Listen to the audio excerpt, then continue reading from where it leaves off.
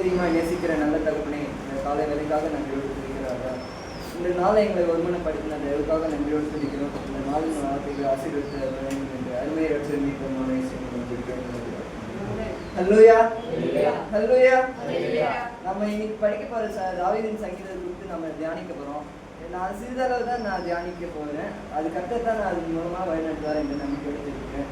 எல்லாரும் இந்த வசனத்தின் மூலமா நம்மளும் அறிந்து கொள்ளும் தேவன் நாமத்தை மகிமைப்படுத்துவார். ஹல்லேலூயா. சங்கீதம் எழுதின புஸ்தகம் 34ஆம் சங்கீதம் வசனம் 1, 2, 3. கர்த்தரை நான் எக்காலத்திலும் ஸ்தோத்தரிப்பேன், அவர் துதி எப்போதும் என் வாயில் இருக்கும். கர்த்தருக்குள் என் ஆத்துமா மேன்மை பாராட்டும், சிறுமைப்பட்டவர்கள் அதை கேட்டு மகிழ்வார்கள். என்னோட கூட கர்த்தரை மகிமைப்படுத்துங்கள், நாம் ஒருமித்து அவர் நாமத்தை உயர்த்துவோமாக. கடைசி இன்னொரு வசனமும் படிக்க வேண்டியது இருக்கிறது. அது இன்னொருத்தர் யார்? நம்ம 4வது வசனத்தை படிங்க. நான் கர்த்தரை தேடினேன், அவர் எனக்கு செவி கொடுத்து என்னுடைய எல்லா பயத்துக்கும் என்னை நீங்களாக்கி விட்டார். ஆமென். ஹல்லேலூயா. இந்த வார்த்தைகளை கேட்கும்போது உள்ளத்துக்குள்ள ஒரு பூரிப்பான சந்தோஷம் உண்டாகுது. ஏன்னா நான் கர்த்தரை தேடினேன், அவர் எனக்கு செவி கொடுத்து என்னுடைய எல்லா பயத்துக்கும் என்னை நீங்களாக்கி விட்டார். நம்ம பயப்படுகிற காரியத்தை குறித்து நம்ம தியானிக்கும் போதெல்லாம் நமக்கு அது புயல் போல பூசல் போல ஒரு பயம் உண்டாகும்.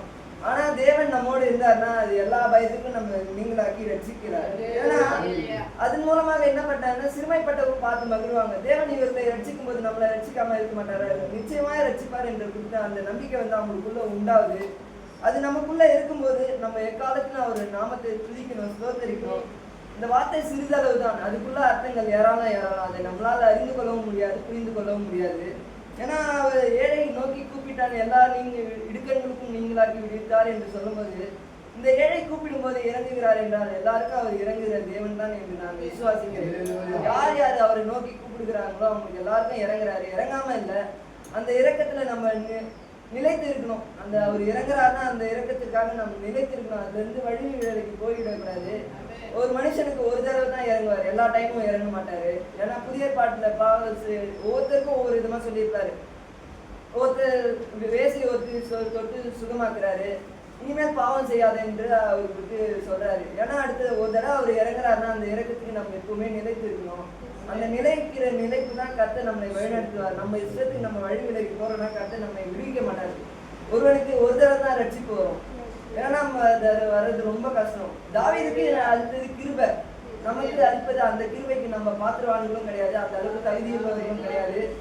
ஏன்னா அவர் சின்ன வயசு அவரோட ஆசை என்னன்னா ஆலயத்தை தான், இவ்வளவு ராஜா வீட்டுல இருக்குனே அவனுக்காக இந்த ஆலயத்தை கட்டணும்னு ஆசைப்பட்டதுனால தான் அவனுக்கு அந்த பாவமும் மன்னிக்கப்பட்டது. ஏன்னா அவன் ஆலயத்தை கட்டணும்னு விரும்பினான், இல்லைன்னா அவன் விட்டுட்டு இருப்பாரு. அது போலதான் நமக்கு ஒரு தடவை இறங்குறாருன்னா அந்த கிருபைக்காக நம்ம எப்போதும் சந்தோஷப்படணும், அதை விட்டு விலகக்கூடாது. அது போல நம்முடைய அவரை நம்ம எக்காலத்திலும் துதிக்கணும். அவர் ஸ்தோத்திரம் நம்ம எப்போதும் வாயில இருந்தா கர்த்தர் நம்முடைய ஆசீர்வதிப்பார்கள். இந்த சிறுவாசனங்களை கர்த்தர்